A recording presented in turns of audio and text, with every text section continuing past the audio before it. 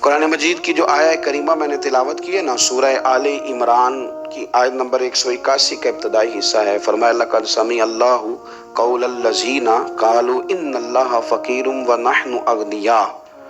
فرمایا بے شک اللہ نے سن لیا ہے جن لوگوں نے یہ کہا ہے کہ اللہ فقیر ہے اور ہم غنی ہیں، معاذ اللہ۔ اللہ نے سن لیا ہے۔ یہ سورہ آل عمران ہے۔ ذرا اس کی جو شان نزول ہے اس کی طرف آئیے گا۔ حضرت صدیق اکبر رضی اللہ تعالیٰ عنہ گزر رہے تھے تو یہودیوں کا بڑا رہنما، مقتدا، بڑا عالم، تورات انجیل جاننے والا، وہ نہ بیٹھ کے یہودیوں کو کچھ پڑھا رہا تھا، سکھا رہا تھا۔ تو حضرت صدیق اکبر توحید پرست، عقیدے کے پختہ، راسخ العقیدہ مسلمان اس کے قریب سے گزرے تو فرمانے لگے، اس کا نام فنحاس تھا، کہنے لگے او فنحاس، تجھے بھی پتہ ہے، تیری تورات میں بھی لکھا ہے، تیری کتابیں بھی جانتی ہیں کہ سچ وہی ہے جو میرے محبوب کریم علیہ السلام ارشاد فرماتے ہیں، جو سید عالم صلی اللہ علیہ وسلم بتاتے ہیں وہ سچ ہے، تجھے پتہ ہے، تو ان لوگوں کو توحید کی دعوت کیوں نہیں دیتا؟ یہ پھر شرک میں، بت پرستی میں، کفر کی طرف بڑھتے جا رہے ہیں۔ ان کو پیغام توحید دے، یہ اللہ تبارک و تعالیٰ کی عبادت کریں، اس مالک کی جس نے میرے نبی پاک کو اپنا رسول بنا کے بھیجا، اس طرف ان کی رغبت دے۔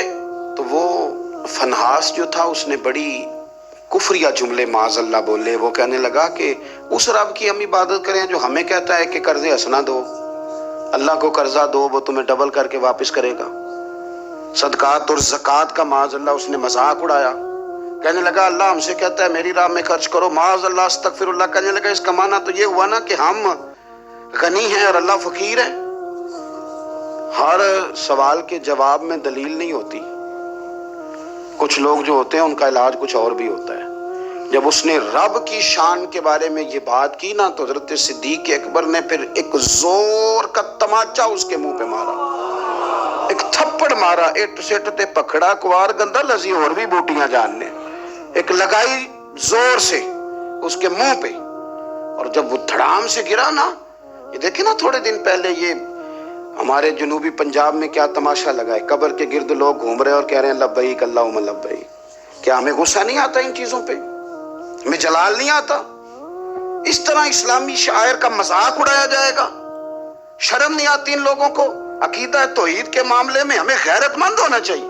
میرے رسول کریم صلی اللہ تعالیٰ علیہ وسلم نے ہر گلی ہر چوک میں یہ نعرہ لگایا کہ لا الہ الا اللہ۔ حضور نے پیغام توحید دیا ہے، ہمیں شکن تک نہیں آتی، جو مرضی قوال بک جائے، جو مرضی وہ کفر کہہ جائے، کوئی پوچھنے والا نہیں، جو جس طرح کا مرضی کو شعر پڑھ کے گزر جائے، کوئی طبیعت نہیں، کوئی نہیں پوچھنے والا کہ آپ کہاں کھڑے ہیں، آپ نے کیا کہہ دیا۔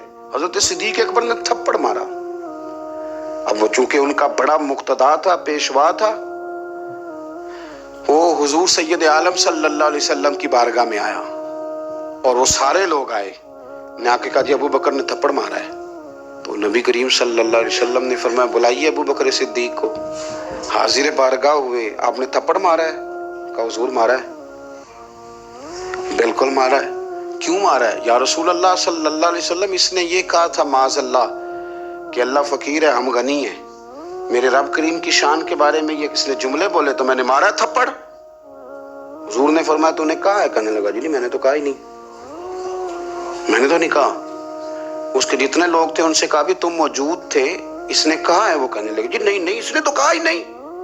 عوام مسلمان تھا ہی کوئی نہیں جو جناب صدیق اکبر کی گواہی دے، جو صدیق کی صداقت کے لیے کھڑا ہو، تھا ہی کوئی نہیں۔ جب وہ سارے کہنے لگے جی نہیں کہا ہی نہیں، یہ معاذ اللہ غلط کہہ رہے ہیں، کہا ہی نہیں، جب وہ سارے مکر گئے تو رب کریم کے قرآن نے بولنا شروع کر دیا۔ یہودی مکر گئے اور جناب صدیق اکبر کی گواہی جب بندوں میں سے کوئی دینے والا نہ رہا تو مالک نے فرمایا میں جو گواہ ہوں ابو بکر صدیق، میں جو گواہ ہوں لقد سمع اللہ قول الذین قالوا ان اللہ فقیر ونحن اغنیاء۔ فرمایا کسی مسلمان نے سنا یا نہیں سنا، اللہ نے سن لیا ہے، اللہ نے سنا ہے اس کے قول کو جس نے کہا کہ اللہ فقیر ہے اور ہم غنی ہیں۔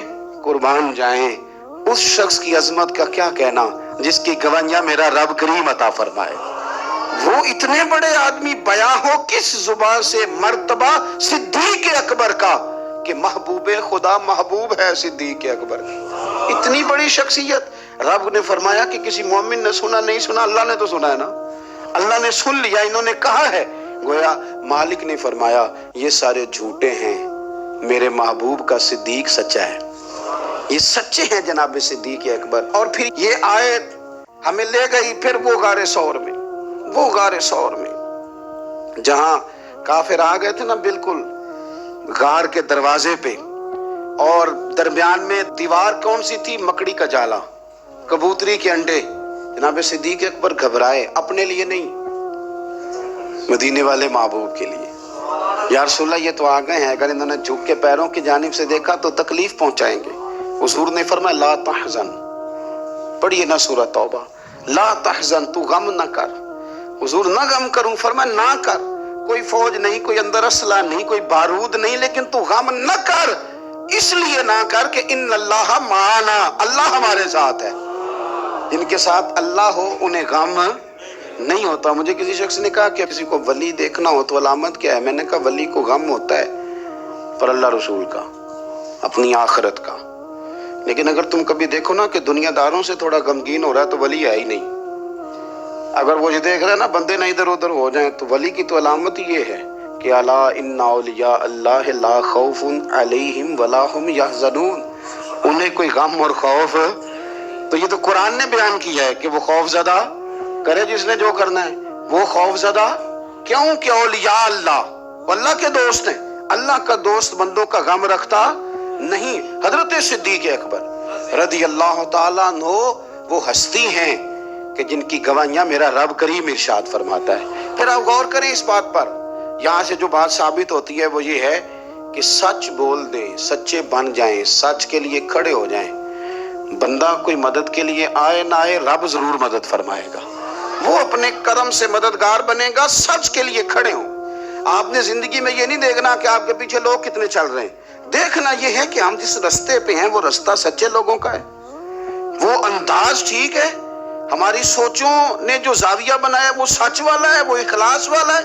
اگر آپ للہیت والے ہیں تو چلتے رہیں چلتے رہیں چلتے رہیں۔ گھوڑا جب دوڑتا ہے نا تو کبھی کبھی جھاڑیاں بھی اس کے پیروں پہ آئی جاتی ہیں، لیکن شرط یہ ہے کہ وہ دوڑتا رہے، منزل اس کی ٹھیک ہو، دوڑتا رہے۔ وہ اگر جھاڑیاں کبھی پیروں کو لگ جائیں گی تو پھر اتر بھی جائیں گی، لیکن اس کا کام یہ ہے کہ وہ دوڑے، چلتے رہیں اور حق کو نہ چھوڑیں۔